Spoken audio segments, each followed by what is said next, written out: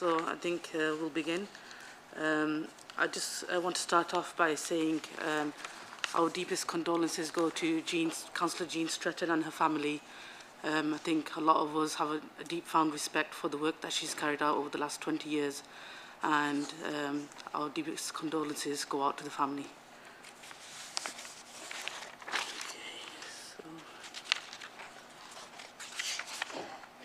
So do we have any apologies for absences? We've received apologies from Councillors Dean, H. Gloucester, Lancaster, Woodvine and S. Hussain. Councillor Marland is here as a substitute. Okay. Thank you. Any urgent businesses?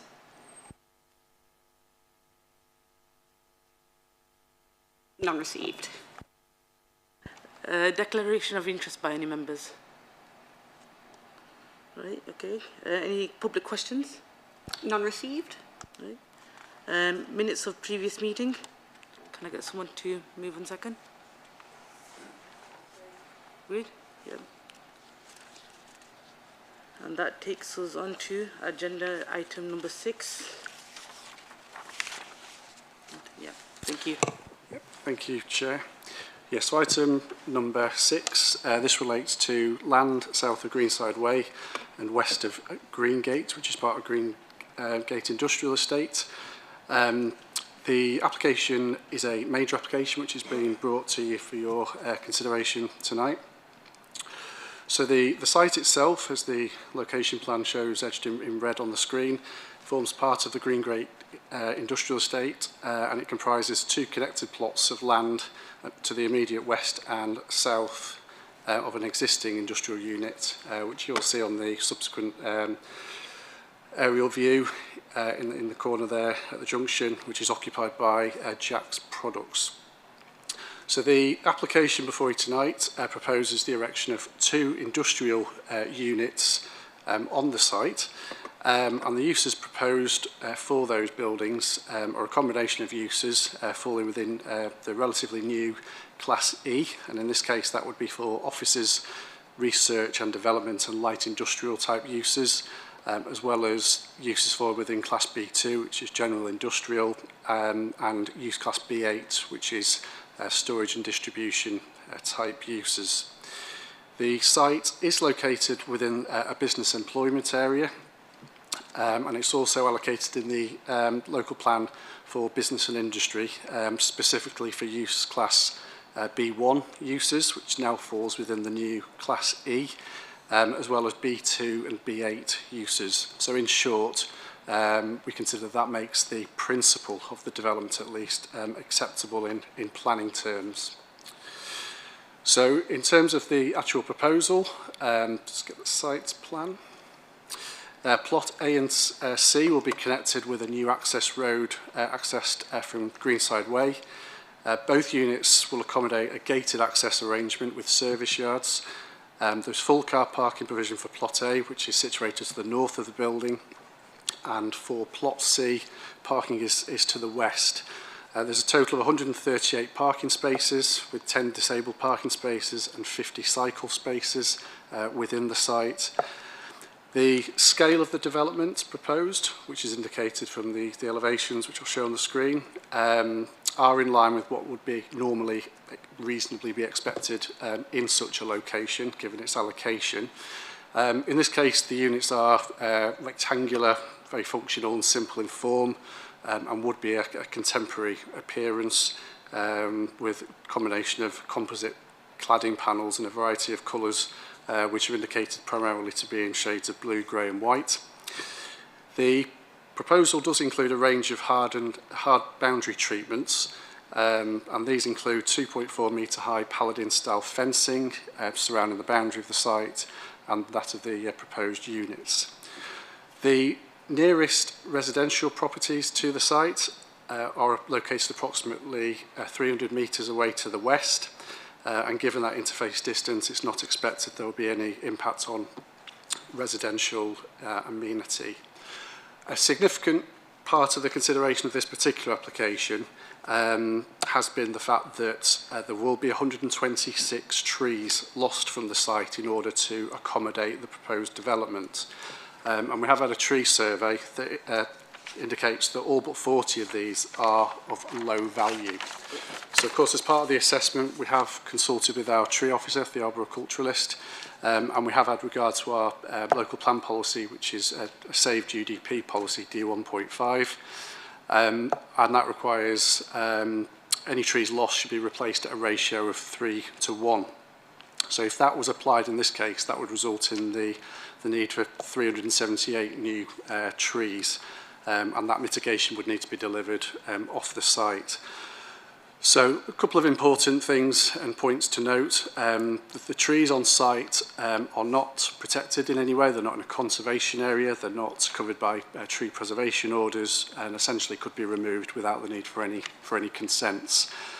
We've obviously had regard also to the designation of the site as a business employment area, and that purpose is obviously to boost the economy and provide job opportunities. It's a functional use, and the majority of trees on site are category C, which are the lower type value. So the applicant has it's been agreed that the applicant will plant 153 new trees on the site to help address the loss, and that would essentially be a 4 to 1 ratio replacement of the 40 trees considered to be semi-mature or mature. So obviously the loss of the trees is a significant element of the application. It weighs against the development, but we have to consider that in the context of the wider benefits to the local community and facilitating a use that's acceptable in principle in this location, given the local plan designation. Linked to the loss of the trees is a biodiversity loss, which equates to 5 units, which is discussed with consultation with the Greater Manchester Ecology Unit. And in order to address the biodiversity net gain loss, it has been agreed that there will be a contribution of £45,000 to be secured through a unilateral undertaking with Oldham Council, and then the council would essentially work with GMEU, the ecology unit, as to where that would be spent for biodiversity improvements. At this stage, early indications point towards a peat restoration scheme within Oldham, but that would be agreed later in the process. So, in summary, the loss of trees has been justified for the reasons set out with the mitigation and the replacements. And looking at the wider planning balance, we're looking at a beneficial use and for economic development within a business employment area, the creation of jobs for local people through both the construction phase and through the end use of the buildings. Hopefully attracts further inward investment in this location, and then weighing that against the negative of the scheme, which of course is the loss of trees. Having considered everything in balance, we do think it's acceptable when considered against those policies, and for that reason it is recommended for approval, as you'll see in the report. But just to clarify, that is subject to the unilateral undertaking for the 45,000, and also we have got an additional comment on the late list that's been circulated, which there's no change. It was just to clarify the allocation of the site for completeness. And it's also suggested that we include a travel plan condition, which has come about from conversations with the highway engineer. So that is the recommendation and the introduction, Chair. Thank you. Thank you. Do any members have any questions? Yep, Sam. Yep. Chair. Am I not swearing? No. Apologies, I thought Sam. I couldn't vote. I didn't realise I couldn't ask questions. Well, no, you can't participate because you might ask a question. Fair enough. Thank you. Yeah. So apologies. Any questions? Yep, Councillor Hussain. Yeah, thank you, Chair. Just very briefly on the trees issue, you said 378 trees. Did I hear you correctly when you said 378 trees off the site or on site? So the reference to the 378 was applying the actual policy requirements at face value as a starting point. which is the ratio 3:1 that the policy requires, and then having assessed it against that policy, having regard to the allocation of the site, which is a business employment area, that's where we direct all of our, the business-led types of development of the larger scale. And we've, in consultation with the tree officer, it's been concluded that the 153 trees would be would replace those.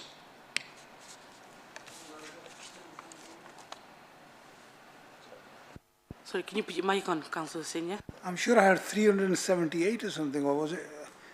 I misunderstood then the whole.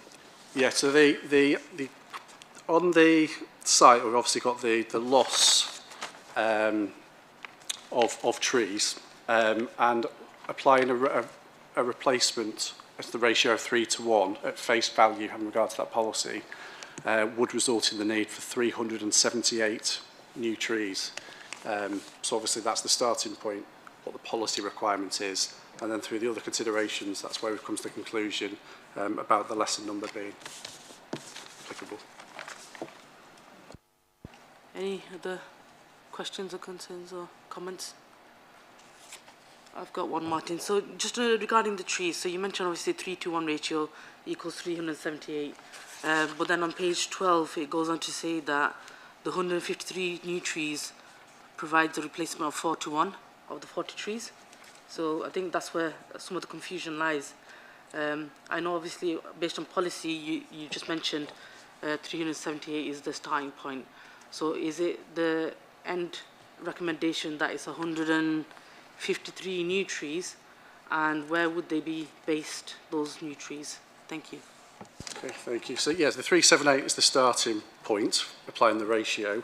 The applicant is offering to replant 153 trees on the site, and we do have conditions, I believe, which include a landscaping condition, which I'm just double checking now. So we do have condition 6, for instance, which requires full details of a soft landscaping scheme on the site, which would require that to be implemented as well.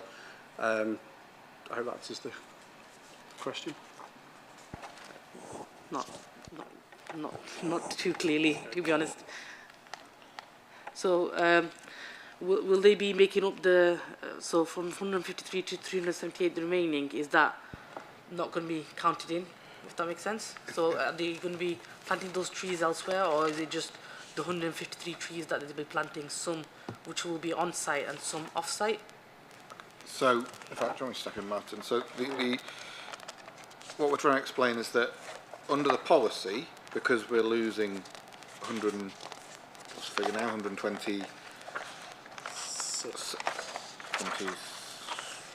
26 trees, under the policy, the starting point of what we would normally require is that you replace that on a 3:1 basis, so you'd provide 378 trees. However, on this occasion with this site, given the constraints of the site, given the fact that the vast majority of those existing trees are not mature trees, they're low value trees, given the fact that this is already allocated for employment, and so the use is already deemed as acceptable, we're suggesting that what the applicant has proposed, which is to replant 153 trees, is acceptable. So it's not meeting it's not policy compliant, strictly speaking, but factoring in the other material considerations, it is a reasonable approach, still replacing more than that is already on the site. And when you look at those that are on the site that are of value, which are only 40 of the trees, 153 is nearly a 4:1 ratio. So, when you factor all those things together, on the round, taking it all in consideration, it's a reasonable approach. And in terms of your question about where they will be on the site, yes, that will be confirmed through the discharge of condition in terms of the landscaping proposals. But I noticed there is a landscape proposals plan on the website as well, which indicates where trees might go, and they're mainly around the edge of the site. Thank you. Any further comments or questions? Okay. We'll go to the speaker, Mr. Richard Gee. So I think he has 3 minutes for his speech, and then members will be having the opportunity to ask you questions. Okay. Thank you. All right, thank you. I won't take 3 minutes because I think I don't have a great deal to say really, because I think you've just heard it and you've got a very good and well-balanced report. Hopefully the tree point is clear. It is confusing. But in essence, what this is it's a policy compliant scheme setting aside the trees. It's promoting modern employment units on an employment allocation in an established employment area. Funding's in place to deliver this, and my client's already speaking to potential end users, and depending on that use, based on the floor space being promoted in the units, it could accommodate in the region of around about 150 jobs. Whether those are new inward investment jobs or jobs transfer from existing businesses looking to expand is another question, but certainly capacity for around about 150 new jobs or job transfer jobs. I don't think I've got a great deal more to say. We've worked very closely with officers, and Stephen Gill in particular was very helpful in shaping the scheme and getting to the bottom of the trees and the biodiversity net gain and the contributions we're making. There's no objections to the scheme, so we hope you like it, and if there's any questions, thank you. Okay, I open it up to members. Any questions? Comments? No?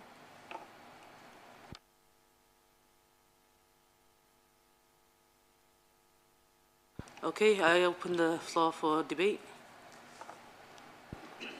Councillor Pillion? Could we move this for approval, Chair?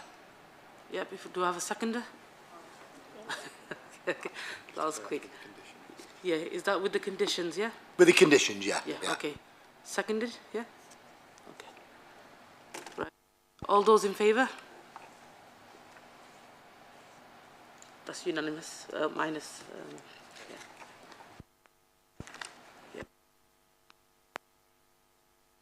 We move on to the next agenda item.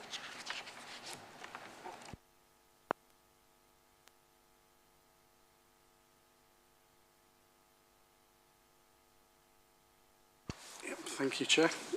So the next item is item number 7, which is 49 Heron Street in Oldham. So this application has been brought to committee because the applicant is Councillor Chohan, who's an elected councillor.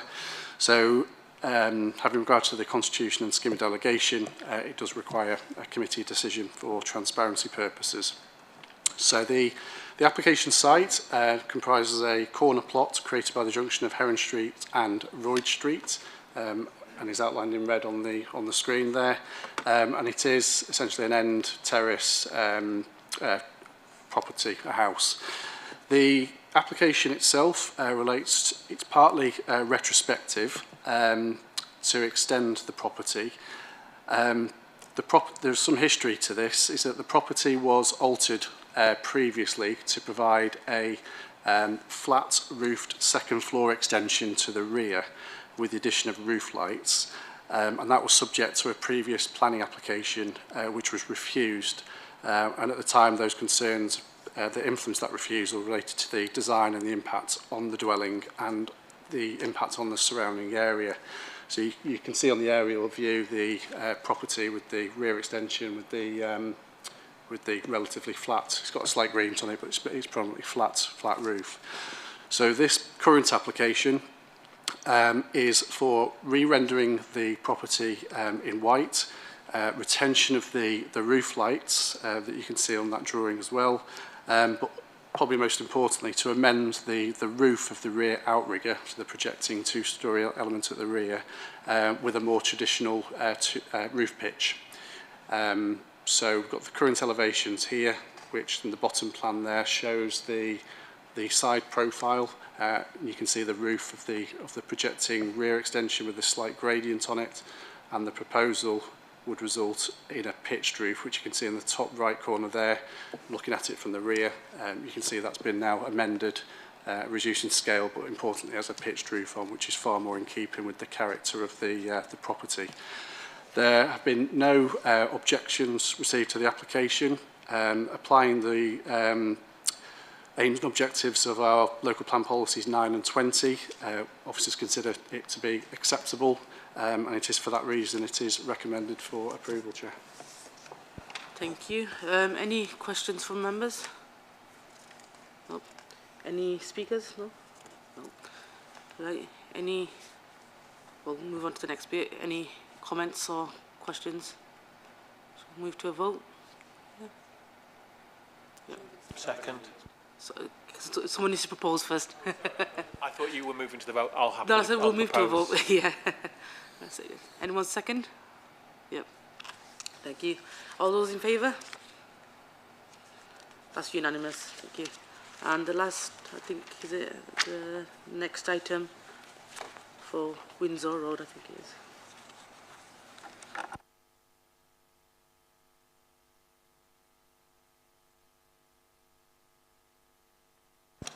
Okay, thank you again. So yes, item number 8, 227 Windsor Road in Oldham. It is another householder application for a domestic extension.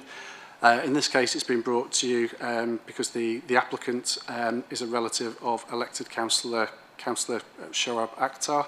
And again, in accordance with the Constitution and Scheme of Delegation, it requires a committee decision for transparency reasons. So the application itself, the site itself comprises a mid-terrace dwelling on Windsor Road, close to its junction with Frost Street that you can see on the drawing there. And the application is for a first floor rear extension with a pitched roof. So on the aerial view, it is the second property in, which you can see flat roof. Sorry, I apologise. I'll have to declare because I literally live behind that. I didn't realise. I'm so sorry. Can I? Sorry about that. I just didn't realise. That's fine, Councillor Umar. So we'll make that noted. Yeah, is that all right? Yeah, you won't be able to vote on this. No, of course not. Yeah. Of course not. Sorry Thank about you. that. I just didn't realise it. Oh, thank you.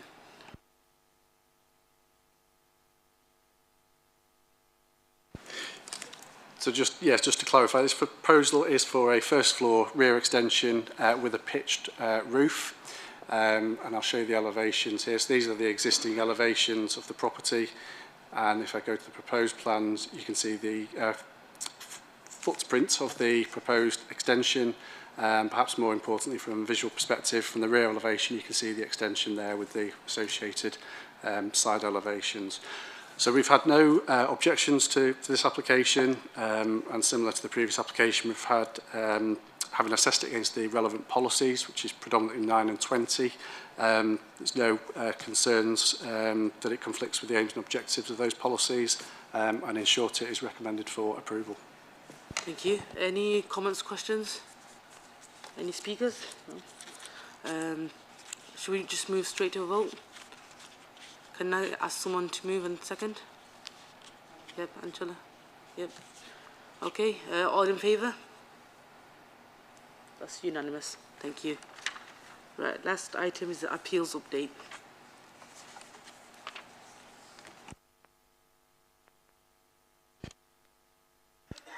So yes, as you'll normally see on the agenda, we do include just an update on all the appeal decisions that we've had and any new appeals that we've received since the previous committee. And obviously if there's any questions or comments on them, I'm happy to either answer them if I can now or take them away and report back. Thank you. Any comments, questions, concerns? No. Can we get that noted then? Is that noted? Yeah, thank you. That concludes today's meeting. Thank you very much for your time. Thank you.